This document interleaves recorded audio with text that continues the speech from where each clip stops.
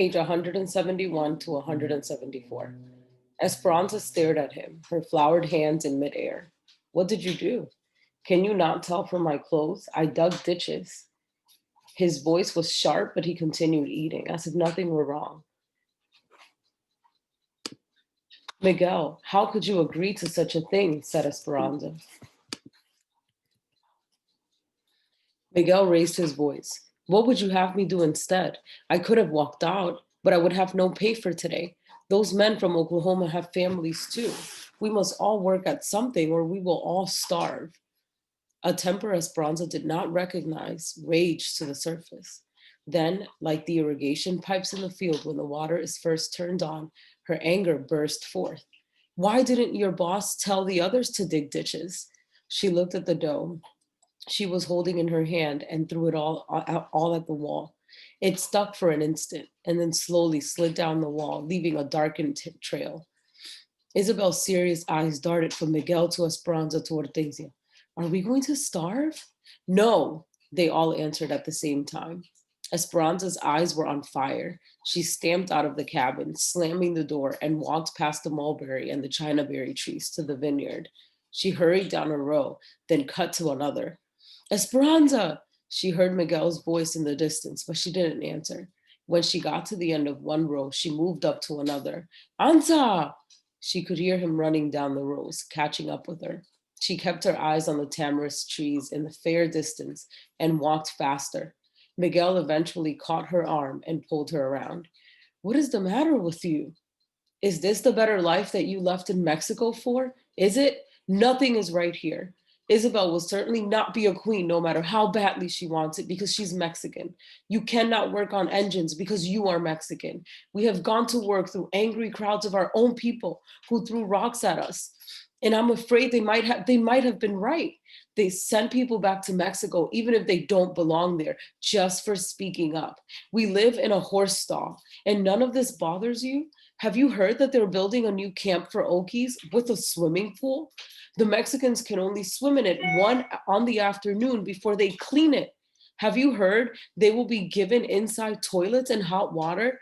Why is that, Miguel? Is it because they are the fairest in the land? Tell me, is this life really better than being a servant in Mexico?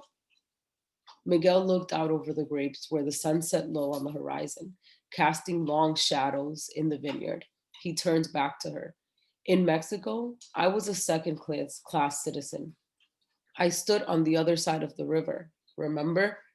And I would have stayed that way my entire life. At least here, I have a chance, however small, to become more than what I was. You, obviously, can never understand this because you have never lived without hope. She clenched her fist and closed her eyes tight in frustration. Miguel, do you not understand? You are still a second class citizen because you act like one, letting them take advantage of you like that. Why don't you go to your boss and confront him? Why don't you speak up for yourself and your talents? You are beginning to sound like the strikers, Esperanza, said Miguel coldly. There is more than one way to get what you want in this country. Maybe I must be more determined than others to succeed, but I know that it will happen. Aguántate tantito y la fruta caerá en tu mano. The words stopped her as if someone had slapped her face. Papa's words, wait a little while and the fruit will fall into your hand. But she was tired of waiting. She was tired of Mama being sick and Abuelita being far away and Papa being dead. As if she thought about Papa, as she thought about Papa, tears sprang down from her eyes and she suddenly felt weary, as if she had been clinging to a rope but didn't have the strength to hold on any longer. She sobbed with her eyes closed and imagined she was falling with the wind whooshing past her and nothing but darkness below. Anta, could I fall all the way back to Mexico if I never opened my eyes again? She felt Miguel's hand on her arm and opened her eyes. Anta, everything will work out, he said. Esperanza backed away from him and shook her head. How do you know these things, Miguel? Do you have some prophecy that I do not? I have lost everything, every single thing, and all the things that I was meant to be. See these perfect rows, Miguel? They are like what my life would have been like. These roles know where they are going, straight ahead. Now my life is like the zigzag in the blanket on mama's bed.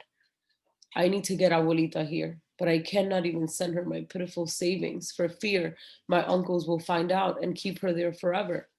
I pay mama's medical bills, but next month there will be more. I can't stand your blind hope. I don't want to hear your optimism about this land of possibility where I see no proof.